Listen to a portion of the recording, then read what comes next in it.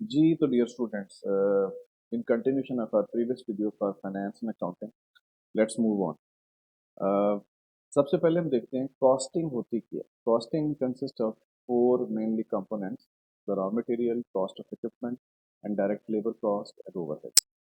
Raw material जो है वो फिनिश गुड या प्रोडक्ट बनाने के लिए जो इस्तेमाल होता है मटेरियल, उसको रॉ मटेरियल कहते हैं। मिसाल के तौर पर सॉफ्टवेयर के केसेस में वो टूल्स हैं या डेवलपमेंट इन्वायरमेंट है या एपीआईज हैं या आप और इससे रिलेटेड कुछ चीज़ें खरीदते हैं, तो वो सारे के सारा सॉफ्टवेयर का रॉ मटेरियल। लेकिन अगर एक और कंपनी है जो प्रोडक्ट बना रही है, मिसाल के तौर पर सोप बना रही है, तो सोप बनाने के लिए जो रॉ मटेरियल होगा वो उसके सारे इंग्रेडिएंट्स हैं।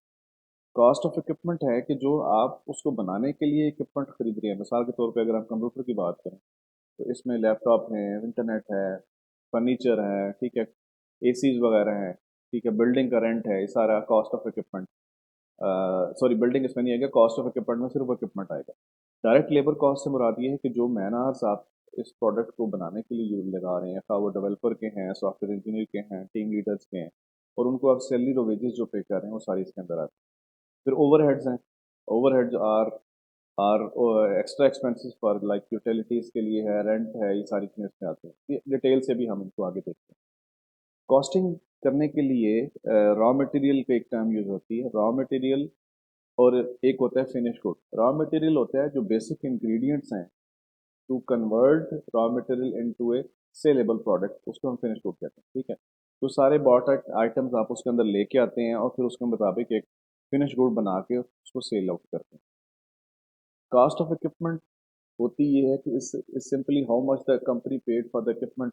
जो भी इक्विपमेंट उसके लिए यूज होता है, जैसे मैंने कंप्यूटर्स की एग्जांपल दी, लैपटॉप्स की दी, ठीक है, एसीज की दी, तो कॉस्ट ऑफ इक्विपमेंट है।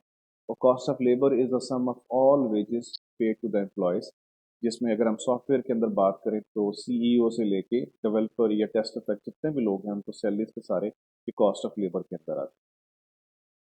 इसी तरीके से ओवरहेड होते हैं। Overhead are the cost that can not be directly associate with the specific product और services but still be covered by the total revenue. जो आप पैसे कमाते हैं उसमें से डायरेक्टली आप पे नहीं करते, लेकिन वो एसोसिएटेड इसके साथ है। जैसे मार्केटिंग कॉस्ट है, ठीक है, मैनेजरियल कॉस्ट है, या आपकी एंटरटेनमेंट कॉस्ट है, या आपकी डिजिटल मार्केटिंग की कॉस्ट है, या बिड प्रिपरेशन की कॉस्ट है, वो सारी की सारी ओवरहेड के अंदर आती है।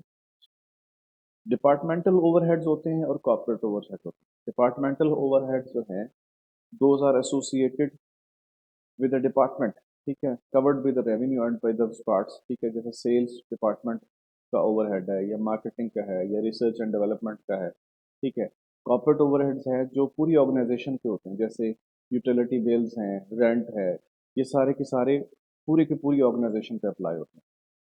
अच्छा, pricing is the method of determining the value a producer will get in exchange of goods and service. ठीक है, जो प्रोडक्ट या सर्विस प्रोड्यूस कर रहा है उसकी एक्सचेंज में जो वो वैल्यू ले रहा है उसको हम प्राइसिंग कहते हैं। ठीक है, pricing that the company charge for its product services. ठीक है, तो आप जाहिर है कोई प्रोडक्ट या सर्विसेज या कंसल्टेंसी दे रहे हैं तो उसके अगेंस्ट आप प्राइसेस चार्ज कर रहे हैं।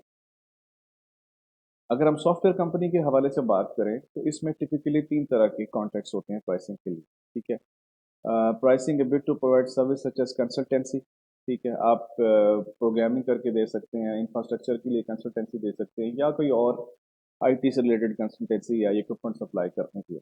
इसी तरीके से आप bespoke software eight fix price आप बना सकते हैं। मिसाल के तौर पे आपने किसी बेस्पोक सॉफ्टवेयर होते हैं जो कस्टमाइज होते हैं, ठीक है, उसको कस्टमाइज सॉफ्टवेयर की कॉस्ट आप ले सकते हैं, या फिर आपने कोई प्रोडक्ट बनाई है और वो प्रोडक्ट आप डिफरेंट कंपनीज को सेल कर सकते हैं। तो प्राइसिंग तीन तरह की इसके अंदर होती है। अच्छा, ये सारा काम आपने कर लिया, अब आपने कंपनीज को, अपनी कंपनी को या किसी भी कंपनी को देखना है कि वो कैसा परफॉर्म कर रही है। तो ये आपको उसकी एनुअल स्टेटमेंट से पता लगता है कि कंपनी की परफॉर्मेंस क्या है।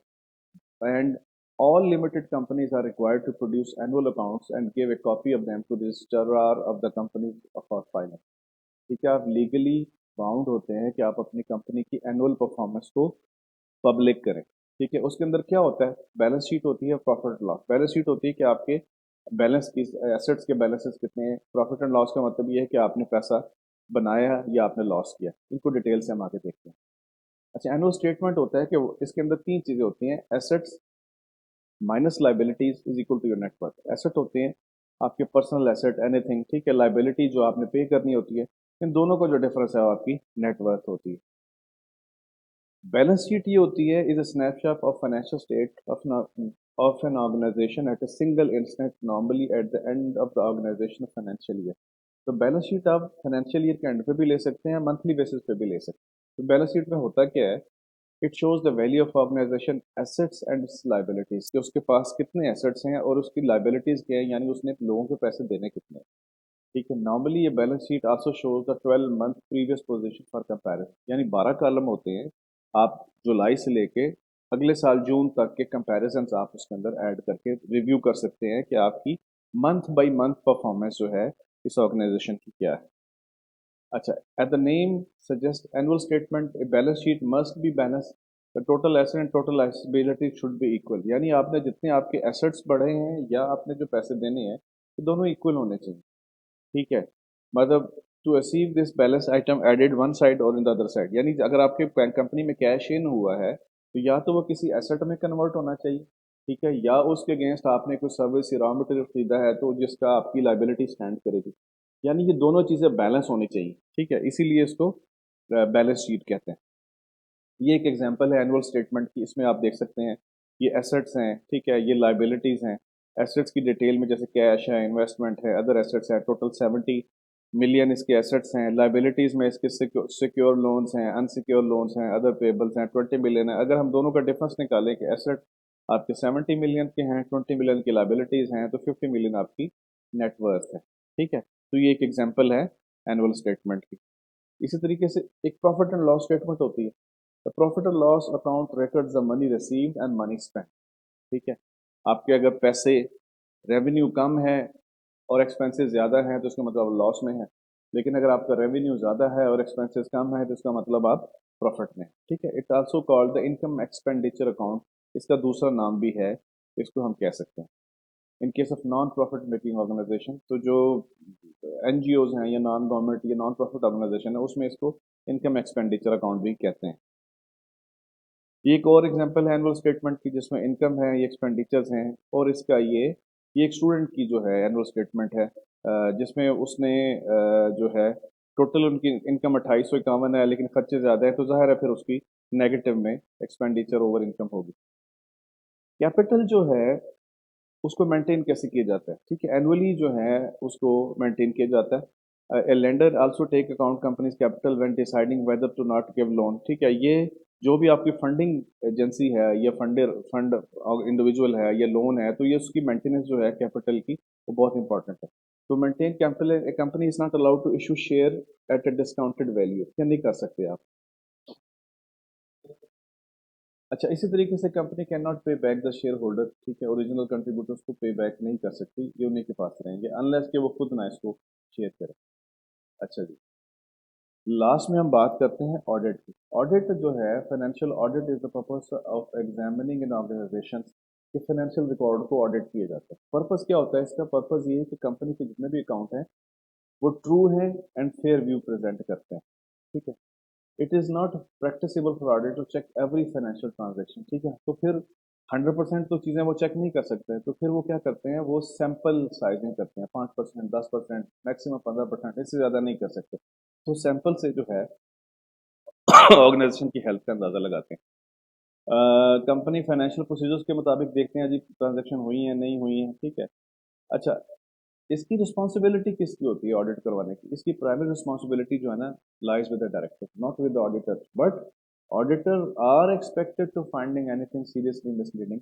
वो उसको देखते हैं तो उसको रिपोर्ट करते हैं, अगर कोई फ्रॉड का एविडेंस मिलता है तो they will also report it to the directors. तो ये जो ऑडिट है ये बड़ा ही इंपॉर्टेंट फंक्शन होता है कि जो आपके ऑर्गेनाइजेशंस को डिसिप्लिन रखने के लिए इस्तेमाल की जाती है। प्लीज सर, ये है फाइनेंस एंड अकाउंटिंग, होपफुली इसमें कुछ चीज़ें आपको समझ आई होंगी। तो इंशाल्लाह जब आप फील्ड में जाएंगे तो आपको ये चीज़ें ज़्यादा बेहतर तरीके से समझ आएंगी जब प्रैक्टिकली आप इनको यूज़ करें। Thank you very much.